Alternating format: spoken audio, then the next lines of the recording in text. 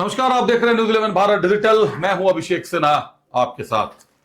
संथाल में घुसपैठ नहीं हुआ है, ये मैं नहीं कह रहा, ये न्यूज़ 11 नहीं कह रहा, ये कह रहे हैं संथाल के 6 जिलों के डीसी, उपायुक्त।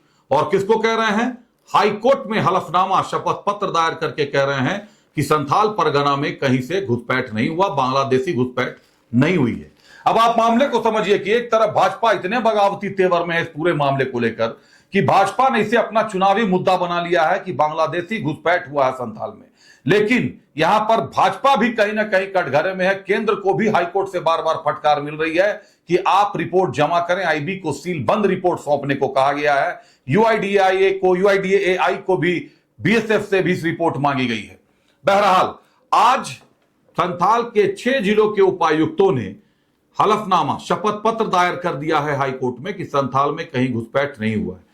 अब संथाल में घुसपैठ नहीं हुआ है तो आदिवासियों की जनसंख्या कैसे घट गई, ये एक बड़ा सवाल था जो आज हाईकोर्ट ने सभी जिलों के डीसी से पूछा और गहरी नाराजगी जताई है। क्योंकि संथाल परगना को नजदीक से समझने वाले ये जरूर समझ रहे हैं कि संथाल की डेमोग्राफी हर दिन बदल रही है। चाहे बात पाकुड़ की कर ले, गोड्डा की कर ले, चाहे बात साहेबगंज की कर ले, सबसे ज्यादा प्रभावित अगर दिखाई दे रहा है तो साहेबगंज, पाकुड़, गोड्डा, दुमका, जामताड़ा, हर जिला कहीं ना कहीं प्रभावित है। देवघर तक में घुसपैठ की बात आ गई है।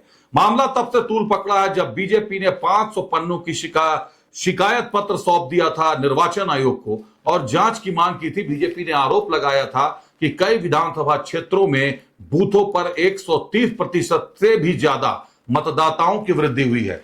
जमशेदपुर के दानिश दानियल ने एक जनहित याचिका दायर की थी जिस पर सुनवाई शुरू हुई और जब हाईकोर्ट ने पक्ष लेना शुरू किया तो तरह तरह के नजारे सामने आ रहे हैं।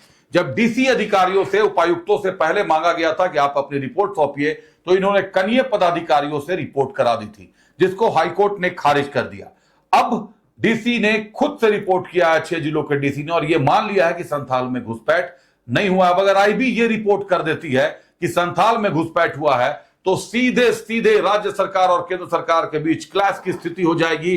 क्योंकि डीसी साहब को यह तो बताना पड़ेगा कि आखिर उन्होंने जांच किस आधार पर किया कि संथाल में घुसपैठ नहीं मिला, जबकि संथाल की जनसंख्या बढ़ रही है और बढ़ती जनसंख्या के साथ साथ आदिवासियों की जनसंख्या घट रही है। तो अगर आदिवासी वहां नहीं है तो फिर किन की जनसंख्या बढ़ रही है? ये लोग कहां से संथाल में आ रहे हैं जिन 6 जिलों को टारगेट कर बताया गया और बाकायदा इसके प्रमाण भी सौंपे गए हैं जिसको लेकर हाईकोर्ट ने सुनवाई शुरू की।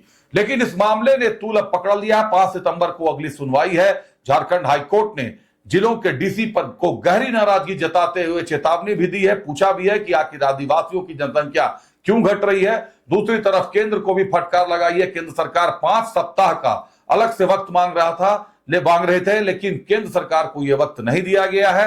अब तय तिथि जो 5 सितंबर निर्धारित है सुनवाई की, उस तिथि के भीतर केंद्र सरकार को भी अपने जवाब देने हैं। बीएसएफ हो, यूआईडीएआई हो या फिर आईबी हो, इन सभी को अपनी रिपोर्ट सौंप देनी है। क्योंकि फर्जी आधार कार्ड, मतदाता पहचान पत्र, वोटर आईडी या फिर पैन कार्ड, कई तरीके के जो दस्तावेज बनाए गए हैं वो सभी दस्तावेज कहीं ना कहीं उसको बनाने वाले जो विभाग हैं वो केंद्र सरकार के अंतर्गत आते हैं। और यह देखना दिलचस्प हो गया है कि आखिर राज्य सरकार, ये 6 जिलों के डीसी ने कैसे जांच की है, जांच का आधार क्या रखा है कि 6 जिलों में कहीं भी संथाल में बांग्लादेशी घुसपैठ का पत्ता नहीं खुल सका। अब या तो घुसपैठ नहीं हुआ है, जितने भी लोग हैं वो जेन्युइन है, और या तो घुसपैठ हुआ है तो उसको छुपाने के पीछे कौन कौन दोषी हैं ये भी जांच का बड़ा विषय है। बहरहाल खबरें चलती रहेंगी, बने रहिए न्यूज़ 11 भारत के साथ। मुझे दीजिए इजाजत, नमस्कार।